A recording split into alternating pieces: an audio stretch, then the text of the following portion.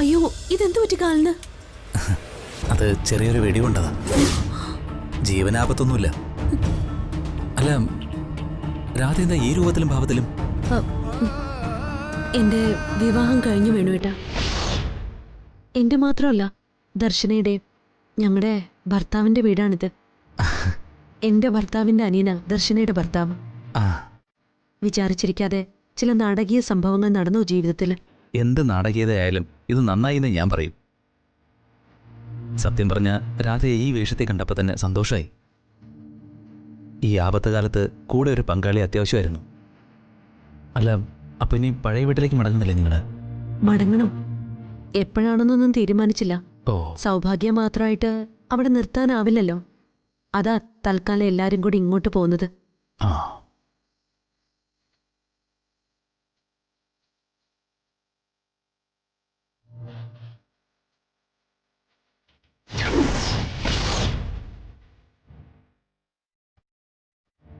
ഇതാരാണെന്ന് മനസ്സിലാകുന്നില്ലല്ലോ. നേരത്തെ കണ്ടിട്ടുമില്ല. ഇപ്പോഴിടപെട്ട് അന്വേഷിക്കുന്നത് മര്യാദകേടാ. അല്പനേരം ക്ഷമിക്കാം. എന്താണെന്ന് അറിഞ്ഞില്ലേ പറ്റും. അല്ല, വേണുവേട്ടൻ എന്താ അത്യാവശ്യമായിട്ട് കാണണമെന്ന് പറഞ്ഞത്? അതും ഈ രാത്രിയില്? രാധയ്ക്ക് ചില മുന്നറിയിപ്പുകൾ തരാനാ കാണണമെന്ന് പറഞ്ഞത്.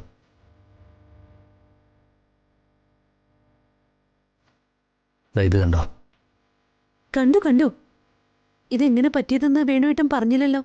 മേഘനാഥന്റെ സമ്മാനമാ. അയാൾ ആകെ ഭ്രാന്തെടുത്ത് നടക്കുക രാധേ. കേസിൽ തോറ്റതോടെ നിങ്ങളെ ഞെക്കിക്കൊല്ലാൻ നടന്നയാളിപ്പോ നക്കിക്കൊല്ലാൻ നടക്കുക. രാധ എവിടെയാണെന്ന് പറയാത്തത് കൊണ്ട് ചെയ്ത പണിയായത്. ഭാഗ്യത്തിന് ഞാൻ അയാളിൽ നിന്ന് രക്ഷപ്പെട്ടത്. അയ്യോ, എന്റെ ദൈവമേ, എന്ത് കഷ്ടമാണെന്ന് നോക്ക്.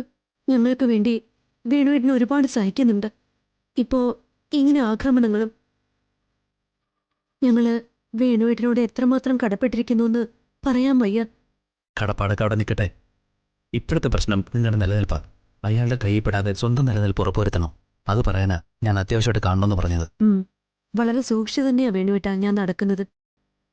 1-2 തവണ സ്വയം അറിയാതെ അയാളുടെ മുന്നിൽ ചെന്ന് ചാടിയതാ.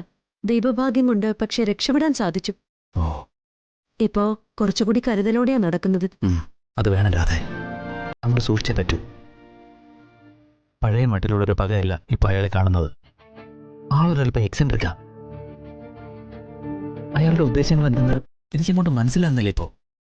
എന്തായാലും നീ വിവാഹം കഴിച്ചത് നന്നായി. ചോദിക്കാൻ പറയാനൊക്കെ ആരെങ്കിലും ഉണ്ടാകുന്നത് നമ്മുടെ ബലം വർദ്ധിപ്പിക്കും, സുരക്ഷിതത്വം കൂടും.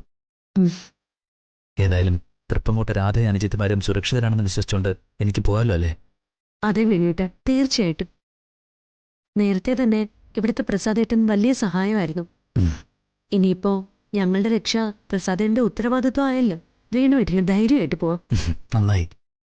സുഭദ്രമ്മയുടെ കുട്ടികൾ സുരക്ഷിതരാണെന്ന് വിശ്വസിച്ചുകൊണ്ട് തന്നെ ഞാനപ്പോൾ പോവാ. ആവശ്യം വരുമ്പോൾ വീണ്ടും അന്വേഷിച്ചു വരും. ശരി. കാല് പ്രത്യേകം സൂക്ഷിച്ചോളണേ. മുറിവ് പെട്ടെന്ന് ഉണങ്ങാൻ ഞാൻ പ്രാർത്ഥിക്കാം. സന്തോഷം. നിങ്ങളുടെ പ്രാർത്ഥന ഫലിക്കണമെന്ന് ഞാനും പ്രാർത്ഥിക്കാം. ശരി.